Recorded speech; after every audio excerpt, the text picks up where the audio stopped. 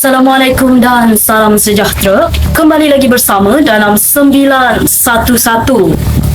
Saudara, buli merupakan suatu jenayah yang sering berlaku yang melibatkan pelajar-pelajar sekolah. Buli juga dikatakan sebagai suatu tindakan ataupun perbuatan yang dilakukan berulang kali kepada mangsa sama ada dengan niat mahupun tanpa niat. Kebanyakan kes yang berlaku adalah disebabkan daripada pergaduhan kecil yang dibawa sehingga menjadi pergaduhan besar. Ramai pula orang yang berpendapat bahawa kes buli ini berpunca daripada rumah. Namun, bagaimana pula dengan rangsangan dari pihak luar?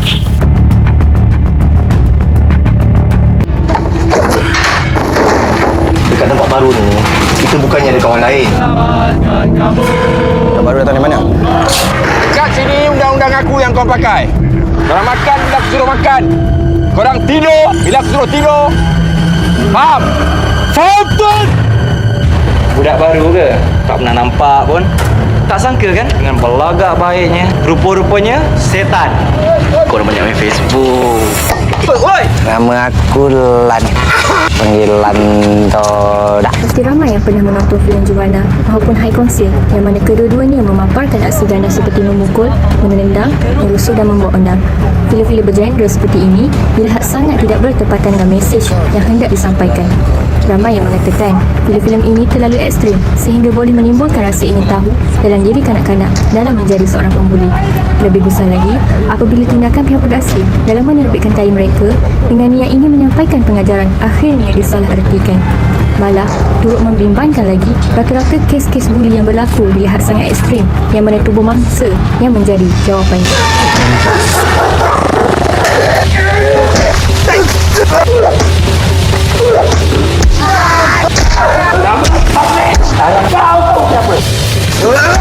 Daripada Sistem Siasat Diri Murid SSDM dari Kementerian Pendidikan menunjukkan jumlah kes buli meningkat dari tahun 2021 hingga tahun 2023. Kalau kita tengoklah data pada tahun 2023 ni sahaja, dari Januari sampai Oktober ada 4,994 kes yang kes buli yang direkodkan berlaku dekat sekolah. Sebenarnya pada saya banyak faktor yang boleh pengaruh pelajar sekolah ni untuk terlibat dengan buli. Tapi salah satu daripadanya adalah daripada filem yang ada unsur-unsur buli macam filem Juwana. Baru-baru ni pun ada drama projek High Council yang pada saya scene dia agak hardcore juga ya kalau ditonton oleh pelajar sekolah. Untuk budak-budak bawah umur ni biasanya mereka ni akan jadikan watak-watak yang ada dalam filem tu as role model, sebabnya pada mereka watak ataupun scene buli tu nampak cool dan juga hebat. Pelajar yang jadi pembuli ni selalunya daripada kategori pelajar yang bermasalah. Contohnya pelajar yang ada masalah disiplin, nakal dan juga tak minat untuk belajar.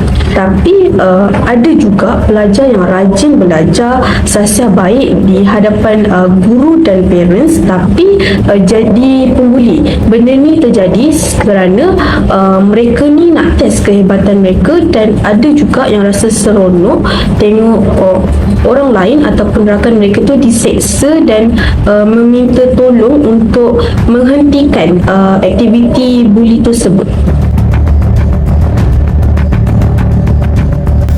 Sebuah video berdurasi 3 minit yang tular di media sosial memaparkan aksi dua orang pelajar perempuan yang membuli secara lisan seorang lagi pelajar secara bertubi-tubi.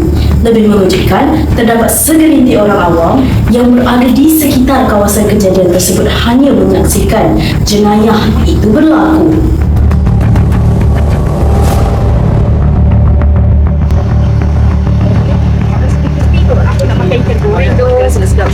Oh my god. Bagus ni. Awak nak saya siap-siap. Mana ada kita tak sejak dorang ni. Aku sana. Oh, dia tahu saya tu tak kelihatan. Kalau kita orang pun. Kita orang je besar kat sini doh. Yalah kata tu. Hello, sorry sikit kita orang tak langgar pun. Kita orang jalan kat tempat yang besar lu. Kau jangan nak menuduh kita orang Tak baik. Kau ni aku nyirap betul tengok kau. Saya nak carut tu. Aku punya besar kat sini. Kita orang dua besar, apa bezanya? Tak nampak ke lagi? Tapi apa? Tapi apa? Salah kau kan?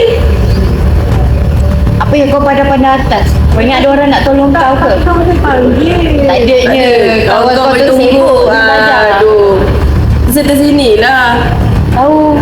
Tapi kau nak lari dari masalah kau. Tak pasal apa. Kau jangan nak minum macam tu lah. Aku lama dah tak dengan kau macam kau. Dia cakap bukan salah dia, Jul. Aku langgar aku dulu. Kecap mata tak nampak aku je.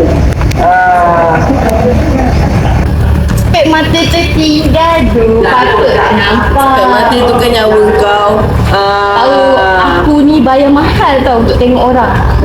Kenapa boleh tertinggal? Kau boleh nampak aku yang besar kau pakai spek mata tu. Sebab kau pakai spek mata tu. Kau ni Kita kena settle elok lah sekarang ni. Kau nak Kita settle settle. lah. Jangan tu. Kita settle elok. kau dah panggil. Tak ada. Kau Tak ada. Kau panggil tu pasal lah. Kenapa nak lari? Kenapa lari? Kejadian di sebuah sekolah menengah di Tanjung Malim Perak itu telah menimbulkan banyak spekulasi dan juga reaksi dari warga sekitar yang turut menzahirkan kebimbangan terhadap generasi kini.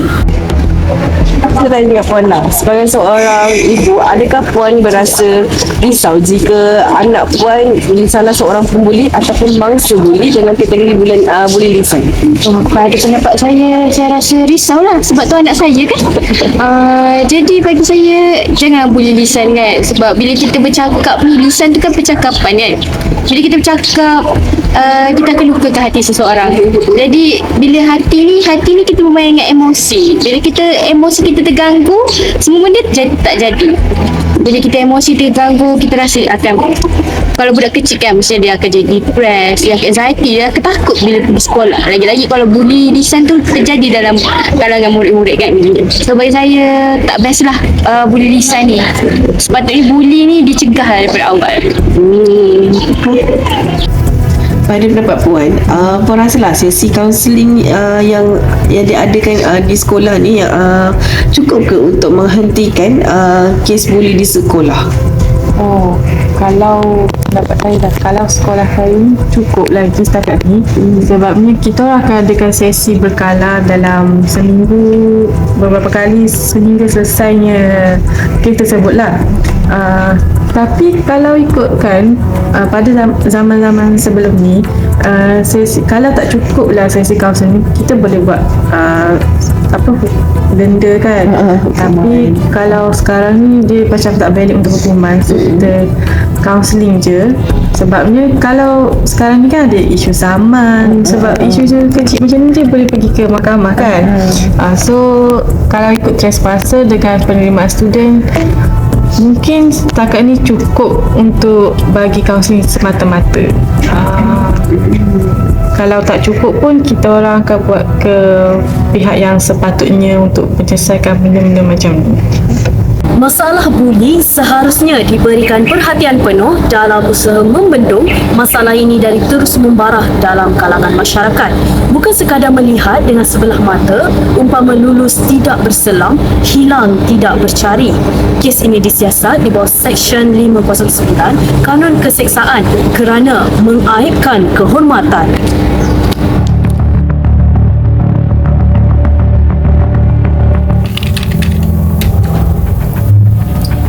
Meraih perhatian warganet di laman sosial merupakan perkara biasa dalam jenayah buli cyber di samping ingin memalukan, menakutkan dan mendatangkan amarah mangsa. Buli cyber yang dijuluki dengan panggilan silent killer dilihat berpotensi dalam mengekalkan kedudukan Malaysia di tangga kedua teratas di Asia bagi perbuatan buli cyber dalam kalangan belia oleh UNICEF.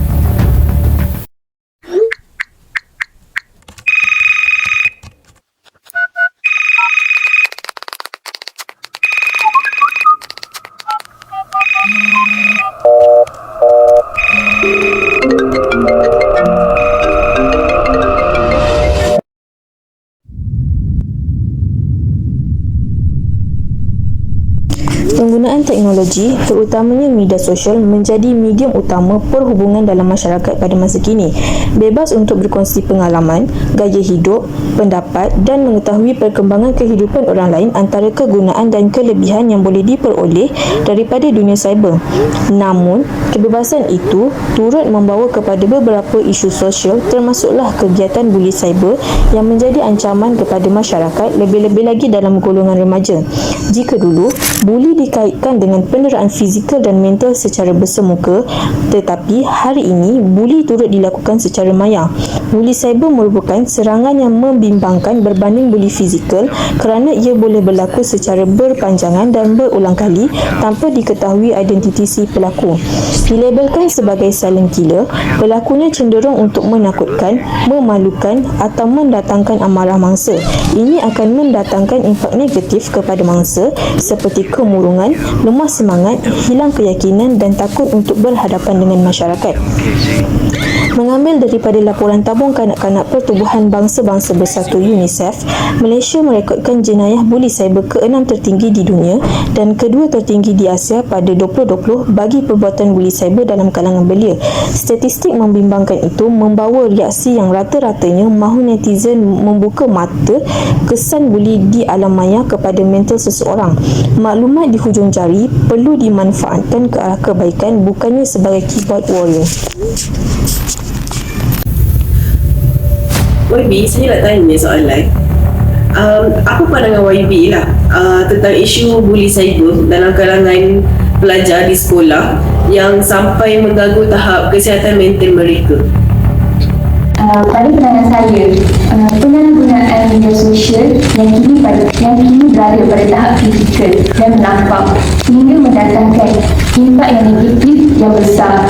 Lebih-lebih lagi, kes buli ini semakin meningkat dari tahun ke tahun. Seperti yang kita lihat daripada data yang diperoleh daripada Menteri Pendidikan, kes buli pada tahun lepas terdapat 3,887 kes dan pada tahun 2021 terdapat 326 kes yang diperoleh. Kes buli ini lebih cenderung untuk untuk belajar mendapat penyakit seperti penyakit mental. Tidak mustahil juga pelajar-pelajar sekolah akan lebih cenderung untuk meraguk nyawa mereka sendiri. YB, saya ada satu lagi soalan. Adakah kerajaan akan mewujudkan satu akta perundangan bagi mengatasi isu buli cyber ini? Okey, yang itu masih dalam rancangan. Kementerian Komunikasi dan Digital sedang melihat mana satu kementerian yang sesuai untuk akta ini. Namun begitu, buli cyber ini kita tidak boleh ambil sebagai jalan yang mudah. Jadi, selain mewujudkan akta, kementerian kami sendiri akan bekerjasama dengan pihak UNICEF untuk mengadakan seminar dan kempen dalam talian bagi memberi kesedaran kepada kanak-kanak pelajar sekolah tentang bahayanya kes buli lisan ataupun kes buli fizikal mental dalam kalangan pelajar sekolah sendiri. Buli cyber boleh membunuh. Awak bersetuju ke dengan statement ni, terutama sekali kepada pelajar sekolah? Saya bersetuju dengan statement yang diberikan tadi. Hal ini kerana perkara-perkara yang berada di dalam internet dia akan kekal berada di situ. Jadi susah untuk kita padam. Jadi orang yang menjadi mangsa buli ni dia akan rasa dihantui oleh perkara-perkara tersebut. Contohnya dia dapat komen daripada netizen-netizen. Jadi kecaman dan hentaman tu takkan dipadam selagi mana orang yang memberi komen itu memadamkannya. Jadi kalau kita boleh tengok contoh yang lebih besar, saya pergi kepada secara global. Ada satu K-pop idol ni, Choi Soo-lee ni, dia mendapat depresi yang teruk akibat kecaman daripada hatersnya sampai dia membunuh diri. Jadi saya rasa statement yang diberikan tadi itu adalah sangat tepat. Sebagai seorang student, apa pandangan awak berkenaan dengan cara mengatasi masalah buli cyber yang makin hari makin banyak berlaku? Bagi pandangan saya, sekolah dan institusi pendidikan perlu memasukkan aspek pendidikan cyber ni di dalam kurikulum mereka. Sebabnya individu akan cakna apa akibat tindakan mereka dalam internet kepada orang lain. Jadi pendidikan teknologi ni bukan sahaja boleh dilakukan di dalam kawasan sekolah, bahkan juga di tempat komuniti dan tempat kerja. Terima kasih bersama kami sehingga ke penghujung rancangan. Kita jumpa lagi di minggu hadapan. Ingat, jadi kawan, bukan cari lawan. Assalamualaikum. Bye-bye.